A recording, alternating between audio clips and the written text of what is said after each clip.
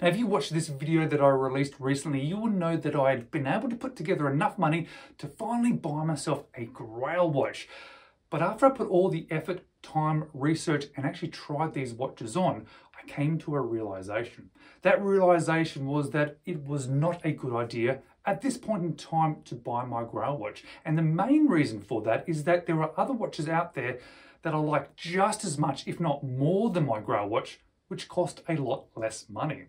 So now that I've made that decision not to buy that Grail watch, I've now got this money sitting there. Money that is set aside for watches that I'm only happy or only willing to spend on watches. Money that I've already been comfortable enough saying, yes, that is for watches only. So that gave me the opportunity to buy other watches with that cash.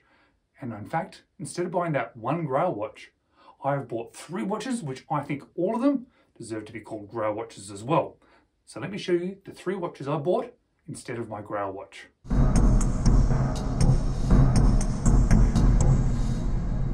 Hello, you're watching James. My name's James, you're watching me, and I am talking about watches. And I'm talking about the money that has been left over from the fact that I did not buy my Grail watch. And unlike a sane person, instead of putting that towards some things that probably should be put towards, I kept it in my watch budget. Now, I have a very specific way of thinking about money towards watches. I have a very specific amount of money that I'm comfortable putting towards watches, and I also then sort of build that budget back up again by also selling other watches. But for me, I've realized my level of comfort with how much money I can put towards them. All the rest of my money goes towards probably more important things in my life, but this amount, this small amount, definitely towards watches. And by creating a watch budget for myself, gives me a lot of freedom. I've been told that perhaps only having a certain amount of money for watches could be constrictive, but for me, it's actually freedom. It's freedom to spend that money on any watch that I want.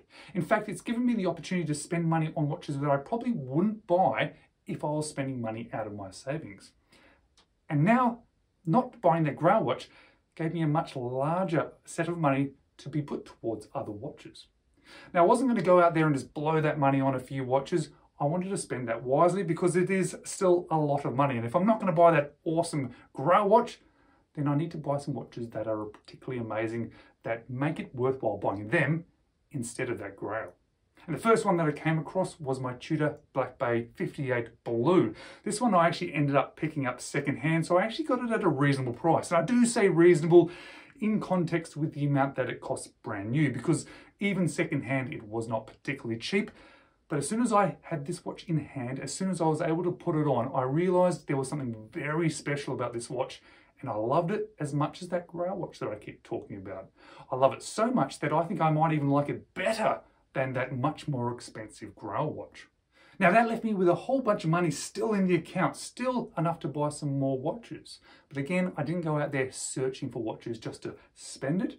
I waited to find the watch that was right for me. And the watch that was right for me, a rather unexpected watch that was right for me, I found on a recent trip to Sydney. And that is my Accutron Space View 2020. A watch that I definitely would not have bought if I didn't have this money available. This money available to spend on something special. And this watch is something special. It's also a watch I probably wouldn't have bought if I didn't have the opportunity to get some hands-on experience with it. Now, this is not a particularly cheap watch either, even though I got it at a really significant discount from the original price. It is brand new, but this one here, if you do happen to be interested in it, make sure you find one on special, because this does go on special occasionally, and it's definitely worth that because you can save a whole heap of money. And this one here, I got to have that hands-on experience with. I got to put it on wrist and go, wow, yep, that is something really special that gets me excited. And it was on that discounted rate. So now I had a Tudor Black Bay 58 and I had a Space View 2020. 2 completely different watches, but 2 watches that I absolutely loved.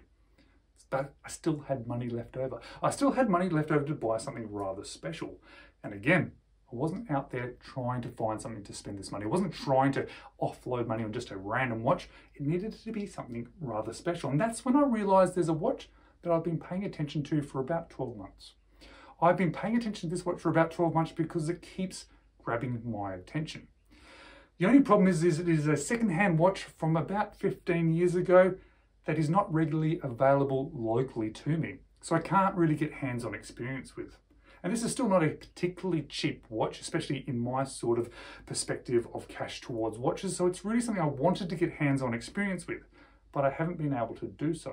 I didn't achieve that sort of hands-on experience before buying one either. So that was a little bit of a gamble this time, but I've been paying attention to the market of these ones and trying to see the level of quality as well. And this one, this IWC Mark 16 Spitfire, is something that really grabbed my attention. I love the look of it. I love the style of it. I love the size of it. And it's something that I really wanted to add to my collection. But I've struggled to find one at the right quality. A lot of these I think have been well worn and loved, so a lot of them have a lot of marks on them. So when this one came up on eBay, at a reasonable price, the prices I've been looking at this one's, you know, I sort of know the price range, and this was probably about a median, sort of mid-range priced one. So I knew I wasn't getting a bargain, but I also knew I wasn't getting ripped off. But this one was much better quality than any that I'd seen before. So I knew that this probably was going to be the right one for me. And I've had this one in hand about a week as of making this video, and I can completely say that I've made the right decision to buy this watch. Now this one actually ended up pushing me above that budget a tiny little bit. So I now have ended up spending all that Grail watch budget plus a little bit more. But that's okay, because I had another watch in my collection that I loved, but I was willing to sacrifice to then add to this budget, boost it just a tiny little bit more to be able to achieve these 3 watch purchases instead of that 1 Grail watch. Now, I'm not sure if everybody's going to agree with this decision or these watches, but what I can say is that I'm very happy with the decision I've made buying these watches, and I think they are absolutely brilliant. And I much prefer having these 3 brilliant, incredible, what I consider Grail watches versus that one. It fits my sort of circumstances and lifestyle, but they're also watches that I really want in my collection, and I know that these ones are going to stay very long term, and I'm going to wear them and enjoy them. And it really has sort of demonstrated to me that spending that larger amount of money that I'm probably not overly comfortable spending, probably isn't right for me. And it certainly is not right for me at this time in my life. But these 3 watches are. Thanks for watching, guys. If you enjoyed this video, maybe watch these ones next.